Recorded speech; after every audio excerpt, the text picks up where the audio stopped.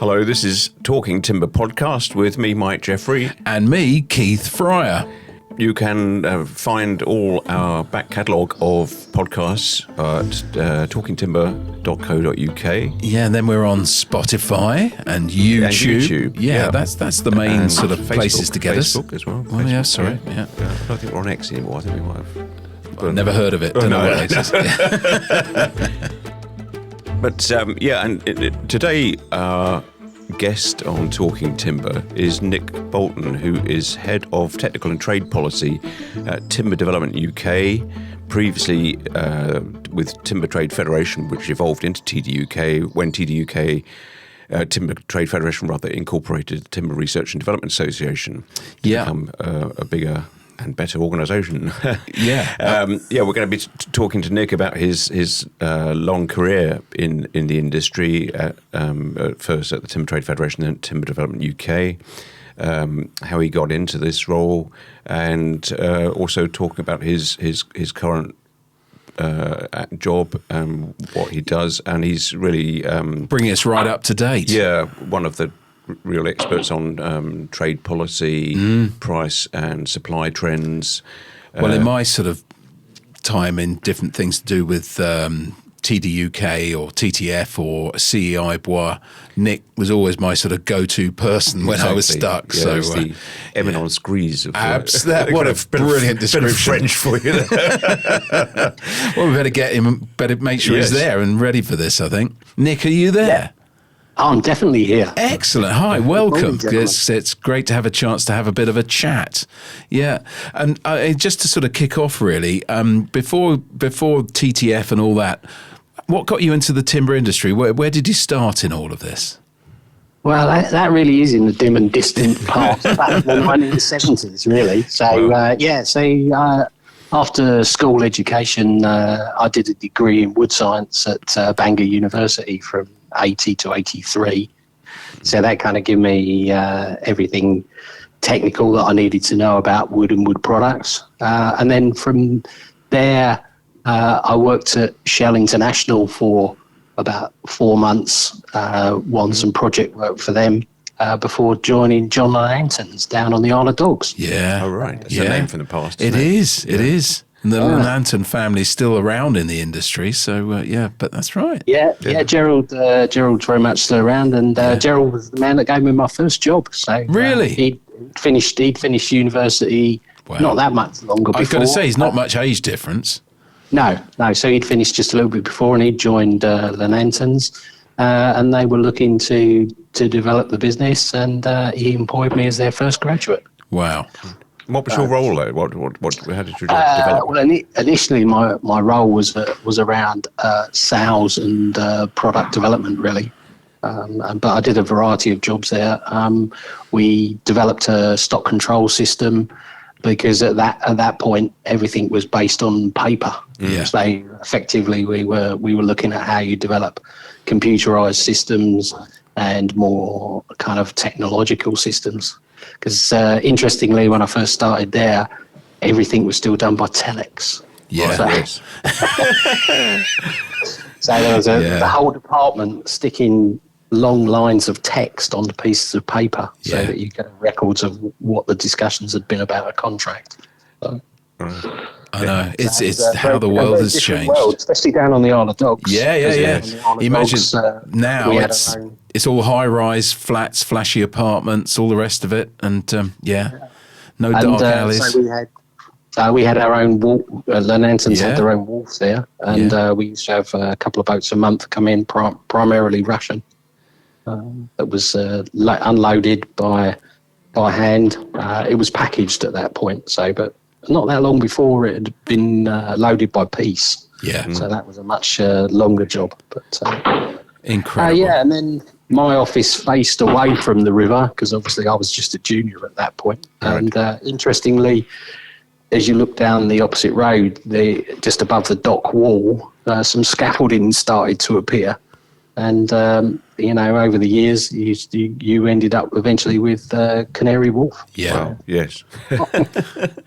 So how did your career sort of progress from Lantons? What happened? I mean, how did you sort of...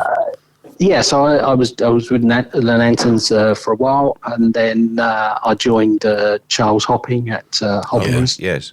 and was there for 5 or 6 years, and then from there in 2000 I joined the Timber Trade Federation.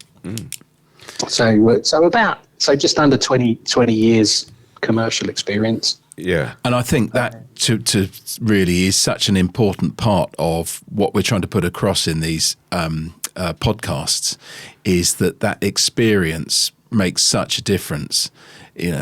Otherwise it could be just a sort of quite a technocratical type of job, couldn't it? But you've got that literally hands-on experience.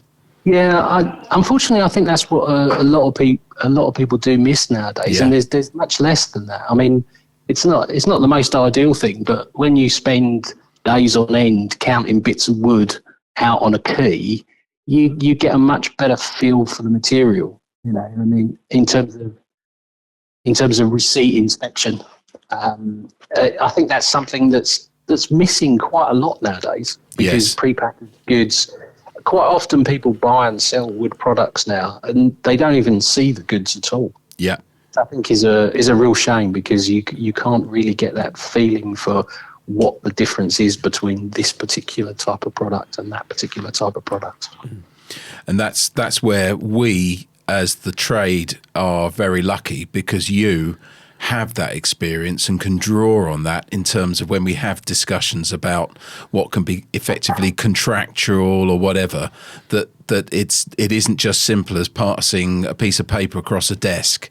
There's this product, and it's a natural product, isn't it?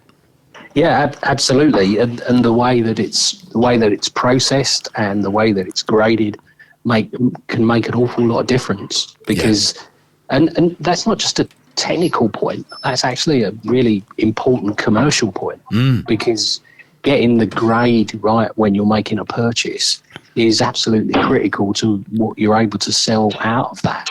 And if you can target the right grade, you'll be able to get much more higher quality material than if you purchase the wrong grade. And do you think that situation is changing now? I know that and we'll get onto this perhaps a bit later, but TDUK is sort of stepping up sort of its role in training and education in the industries. Do you think that awareness of that, the importance of that sort of deeper sort of background, deeper knowledge of the product is coming back? Do you think? Are you hopeful it will? I'm hopeful. I'd like to be hopeful it is, but I really don't think it is. I mean, I think if we look around, then I think there's a lot more, I guess, what you might call homogenisation of products. Yes. There's definitely a push from the construction sector and from other customers to get much more consistent products. And I think that's because, people want to specify a particular thing and know exactly what they're getting. And if you're not seeing the product, then that's really, really important. And that was really the point I was trying to make a moment ago, was that, you need to see these products, because it is a natural and variable product, and it's never going to be completely homogenous. Yeah. So going back to when you joined the Timber Trade Federation, I mean, it's a long-established body going back to the 19th century, I think. Yep. I mean, what was it like when you joined it? What was it?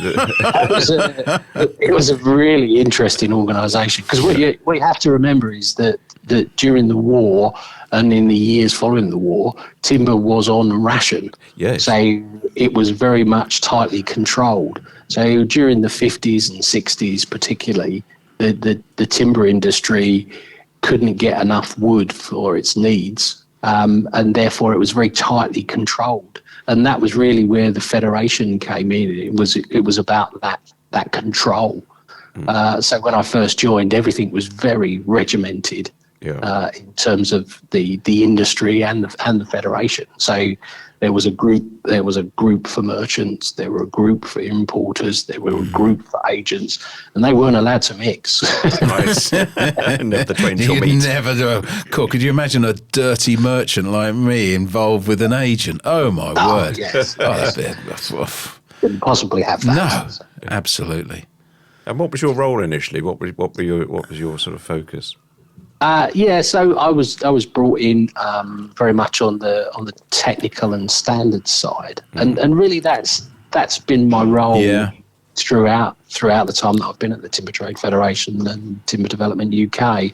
When you've got a natural product like wood and the wood products that come from it, you do have to have a very careful set of definitions and standards. And actually the wood industry has got such a wide range of national standards, which became European harmonised standards and have now come back to being the UK designated standards. But we've got a lot of standards, and I think people don't spend quite enough time looking at those and making best use of them.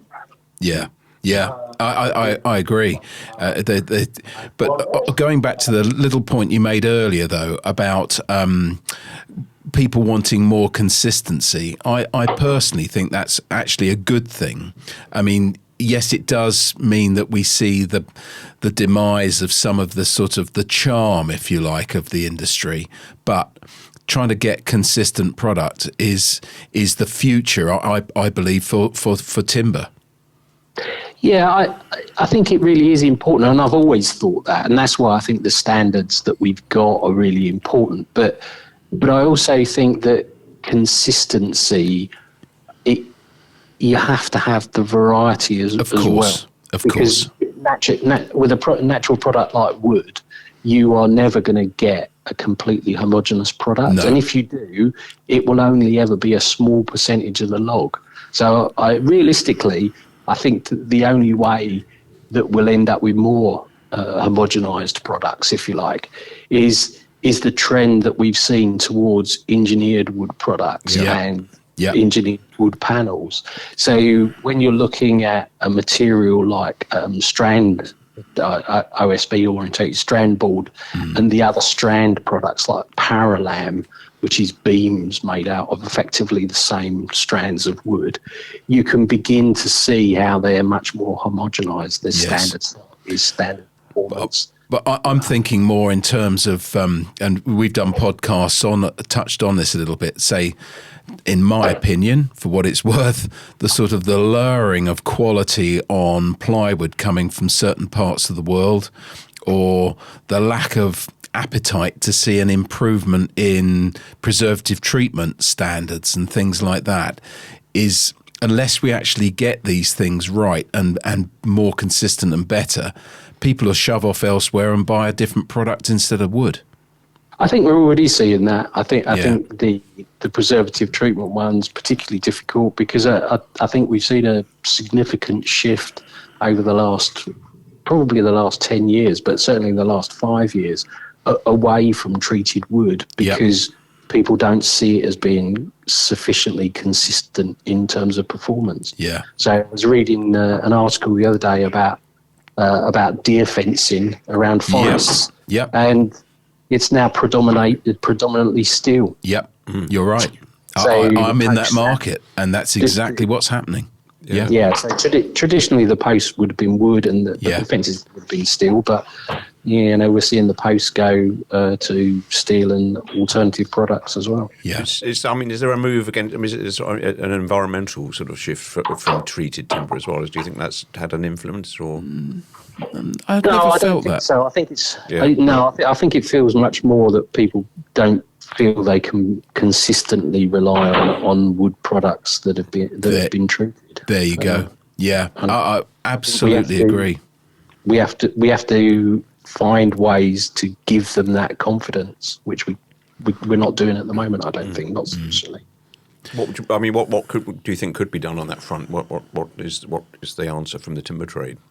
I think it's the same as with any other manufactured product. Is that if you look at any of the harmonised standards, say for instance the strength grading standards, all of those CE and UK CA marked products have to have third party quality assurance in place, and you set out the parameters, the most critical performance parameters for the product. And you have third-party quality assurance in place to make sure that they're being achieved. Yes. And That's not currently the case for treated wood products. There are voluntary schemes in place, but no consistent third-party scheme. Yeah, it is. It's from where I sit in the industry. It's deeply frustrating with this sort of lack of willingness to add value and more of a keenness to sort of race to the bottom. It's maddening at times. It really is. I find it really maddening when we look at the global wood resources and the demand that's now being made on them. Yeah. You think, why are we trying to chase the price downwards? I know. The value of those products is increasing day by day. Yep. And yet we're looking to sell them at a cheaper price somehow. Yeah, and the market is realising that. I mean, I think I talk quite a lot to architects and specifiers. I mean, the market is appreciating the value of timber now, aren't they? Perhaps more than for many years. Well, in that case, that proves what a good job TD UK must be doing. Yes, yeah. Because that's exactly the model that we're trying to achieve. So, for far too long, timber has been seen as the cheap alternative. And to some extent that's true throughout the construction industry. If people are looking for, if you look at housing, for instance, in England particularly, brick and block has always been seen as the more exclusive housing, and timber frame has been seen as the cheaper alternative. And we need to change that significantly. I mean, Scotland has recognised that for many years, but the performance that timber gives you in terms of thermal performance of a house is incredible. So it's not the cheap alternative. In fact, it's technically a much better alternative in many ways. Yeah. Plus, it's sustainability, carbon benefits, and you've got all that sort of to add in now, haven't you? Increasingly. Absolutely. So there you were, sort of. TTF, and you and I have worked together on different things in the days of TTF, and then there's been this merger now with to bring about TD UK. How do you think that's sort of gone? Is it, and where are we on the journey with that? Because I think it's quite exciting. I found it a little ironic, really, when the deal came about, because just about 5 years before I joined the Federation, the Timber Research and Development Association was split away from the Timber Trade Federation. Yep. So originally, the TTF and TRADA were one single organisation. I think it's fair to say TTF essentially founded TRADA, didn't it? Or am I pushing too far there? Well, they helped to develop it. It was very much... TRADA started from the government research institutes that were kind of there for all products. Yes. And I think, actually, ironically, when you look at the current construction green paper, there are actually some measures being talked about in there that look back to those days when you had the brick development organisation, you had the timber development organisation, and they were doing the basic research around those products and how they performed in construction. And unfortunately, that's what we've lost. Yes. And many of the problems that are associated or that were put into the Grenfell report and the Paul Morrell report that came after that were really saying, there's not enough basic research about our construction products. Yeah. It's left up to individual companies who clearly have a commercial interest. Yes. So, that is inevitably the fact. If companies undertake research, it will be in their commercial interest as well as the technical interest. But what we actually need as the UK is some independent technical assessments of construction products. Yeah. Yeah, I remember visiting TRADA in the distant past, and there are lots of laboratories near High Wycombe. That's lots right. of laboratories, guys with safety glasses and white coats and exploding things and testing strength. No, Mark. I think that was James Bond. Oh yeah, sorry. Yeah. But here we are now. So TD UK. It would be quite good to get your sort of explanation on it, but essentially it's an amalgamation now, isn't it, of everything from design right the way through to supply. So because we've got the membership is far wider spread, isn't it? Yeah, and the philosophy that we're taking, or the idea behind the merger, really is that you need a supply chain that is joined together in terms of technical and performance information. Yes. So the information that is used to process the wood in the sawmill is the same information that an architect and a designer will need when it gets onto the construction site, and how it's going to perform during its desired service life. Yeah, but the membership, the membership does include architects, doesn't it? And yeah, absolutely. So the idea we've taken is, well, if we're using the same information to educate the supply side, then that's the basis for the information that's needed by architects and designers. So it's not a different set of information, it's exactly the same set of information. Yes. And that's the way we view it. And then obviously the architect and the design side then take those parameters, and it's what they then do with them. But the basic information about the material and the products and the availability of products and the breadth of wood products that are available, that's the information that's needed by the whole supply chain. Yeah. So what? we've done. Sorry. No, go on, please. No, I just wonder. I mean, how big is the membership now with TDUK? With this combination of the Timber Trade Federation membership and the TRADA membership. How many people have you got? Well, it's quite a movable feast actually, because the design side tends to be on a much smaller basis. So you have a lot more design and architect members, but that side you have a much more regular churn of members. So people will join for a short period of time while they're doing a project. Yes. That involves quite a lot of timber, but then they'll leave, but then you'll get another organisation coming in. So you get this turnover, whereas on the supply side, from what was the kind of TTF membership, the numbers are really consistent, about 500 suppliers all told, I suppose. Yes. Yeah, and I mean, obviously it's not 100% of the timber industry, but it is a massive chunk of the timber industry is represented by TDUK, isn't it? Yeah. Huge part. And a lot of the information that we produce and share is used by those non-members as well. So we don't see necessarily membership as being the be-all and end-all, because it's a bit like a commercial business. You have a set of customers that you're dealing with at the moment, but there are plenty of other customers out there that you'd like to deal with. Yes. And that's the way we see. And sometimes you have to put some sprats out to catch some mackerel. Yeah, exactly. So it's not just we don't put up a paywall and say, okay, you're not allowed anything as a non-member. What we prefer to do is give people an idea of what information's available, and we try to make the membership affordable for those companies so that they can access it. Yeah. So your role now is in essence is what? What's the role?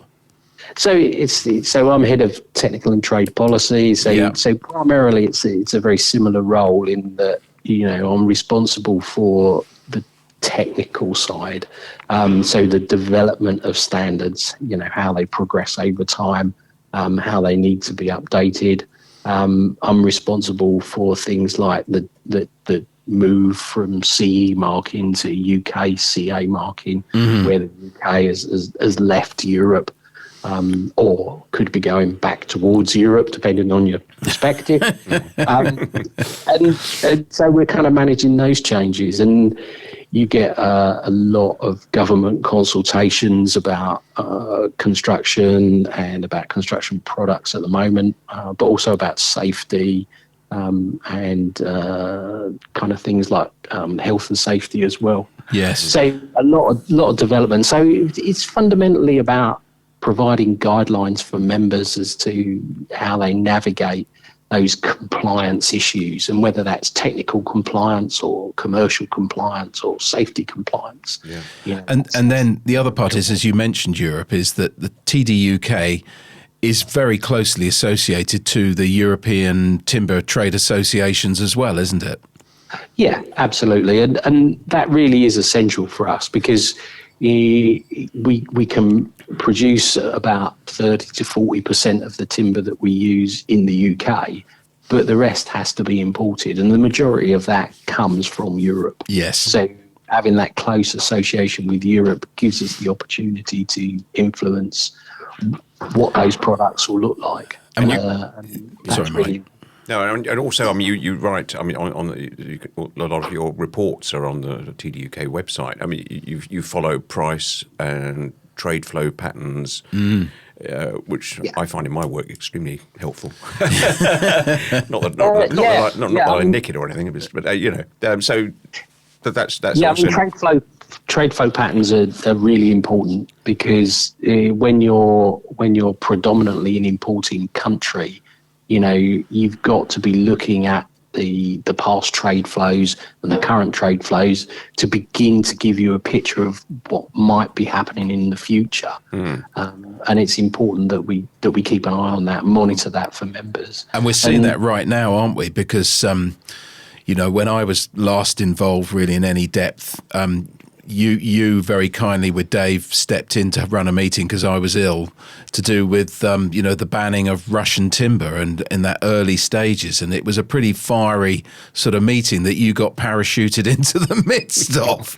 But, you know, Russia was a big supplier of wood. And suddenly overnight with the invasion of Ukraine, boom, it just went. Yeah. So prior to the conflict in Ukraine, it's believed Russia was providing about 10% of the wood required throughout Europe. Yeah, massive. So effectively, we've lost that 10%. I mean, fortunately, if we look at the trade overall, what we've seen since 2022 is that construction has pretty much been in the doldrums across Europe. The construction demand has been quite low. And in many ways, that's compensated for the loss of that Russian timber. Yeah, but what if? It's terrifying, isn't it? We're actually very thin on supply. Yeah, I think the future supply is much more finely balanced than it's ever been. Yeah. And I think that's why it's so important that we get the maximum value for the wood products that we're selling. Couldn't agree more. You know, we can't turn around and say, well, we need to buy it cheaper, because the reality is it's not cheaper there. Somebody else in another country will pay more money for it. Yeah, I think in one of your reports, one of your latest ones, you were saying that that's going to sort of highlight the sort of importance of engineered products to make the most of the material that we've got. Yeah, absolutely, and it comes back to that, and there was some really interesting research undertaken which showed that when you look at the utilisation of a log, if you're just taking sawn timber out of that log, you're getting about 50% of the volume comes out of sawn timber. Whereas if you're converting those logs into strands or fibres, and turning them into engineered products, the utilisation of that log goes up much higher, so 80 or 90%. You know, and that's really important. And at the moment, we're really lucky because we've got a balance of sawn timber and the other material from the log is going into engineered wood products and wood-based panels. Yeah. So we're fully utilising the log, but it's the balance between those two, I think, that will change as we go forward. Yeah. And you mentioned the resurgence, the re-arrival of Canada. That's got quite a big potential, really, hasn't it, in terms of supply for us? Yeah, in some ways, it's quite fortunate that Donald Trump has really upset the Canadians. You know, because at the time, has he? I never knew that. Yeah, there you go. See, so at the time when we've lost the Russian supply, you know, and our own forests in Europe are under pressure from pests and diseases, particularly. we potentially may get better access to the vast Canadian forests. Yeah. That would be really interesting. I mean, the Canadian, you've only got to look back to the beginnings of my career, to see the volumes of Canadian that used to come into the UK. Yes, massive. So they were considerable, and actually, the material that came from Canada was really interesting because it gave a real shift to the type of products that we're selling. Yeah. So the Canadians were able to produce very well presented material, Absolutely, almost without wane, and that was quite unheard of in the UK. Because of the situation in the UK, there was always a proportion of wane on pieces of timber allowed. But the Canadians kind of said, well, okay, we'll try not to do that, and we'll produce nice square edge material. And when you look back at what was produced, it was really interesting. And whether they'll be able to do that going forwards, I think it's a different discussion. And you also, I think in one of your latest reports, you said there'd probably be a greater proportion of redwood coming into the UK. Yeah, I think that's true because I think what we've seen is we've seen a lot of spruce has had problems with pests and diseases. Beetle, yeah, and things like that. So we've used quite a significant volume of spruce over the last 5 years, and that means that there's now more pine in the forest available than spruce. So we'll see more pine coming through. And I was just going to say, and it's interesting when you speak to our colleagues in Sweden, a lot of what they're planting for the future would be looking at pine rather than spruce. Yeah, and in your latest report as well, you sort of go sort of crystal ball gazing on 2026 into 2027. I mean, can you give us just a few sort of bullet points of what we can expect? I think it's really difficult to know what to expect. I think we can have an idea of what's going to happen in the market, but the question is when, and that's always the difficult bit of forecasting. So what we know is that construction demand will increase. So we will see a jump in construction demand, and the critical factor is when that happens and how quickly that happens. If it happens nice and steadily, then the timber industry will be able to bring production facilities back online that we've lost over the last few years, and supply will be nice and consistent. But if we see a significant jump in construction or housing, then I think the timber supply chain will struggle to keep up, and I think it will be a very blocking period. Where we see some supply, but demand outracing that supply, and then suppliers trying to bring production back online and source sufficient logs. And that will undoubtedly put upwards pressure on prices as you see those chunks come through. Yeah. We're sadly out of time. That's gone. No. I know. Would you believe it's incredible, isn't it? It's the blink of an eye, but that has been fascinating. Yeah, it's really interesting. Really, really grateful that you spared us the time. You're a busy guy, and for what it's worth, Nick, on a personal note, I'm really grateful for all the support you've given me during the different bits I've done. And I know that a lot of other people, many, many other people would say exactly the same. So, and I crib extensively from your report, so I probably owe you something of that. Yeah, you seriously do, Mike. You seriously, Mike. Yeah, but no, we're going to have to wrap up there. But thank you very, very much indeed for that. That's been brilliant. Great little synopsis. It's been my pleasure, gentlemen. Nice to speak to you. Okay. You too. Cheers, Nick. Thanks, Nick. Well, that was another very interesting. It was, yeah, Yes, as expected. yeah, exactly. Nick, there you go. His background before arriving at the TTF, and now all those years of experience, 20, 25, 26 years of experience. That's a fantastic asset for the industry. Yeah, and as I said, me as well.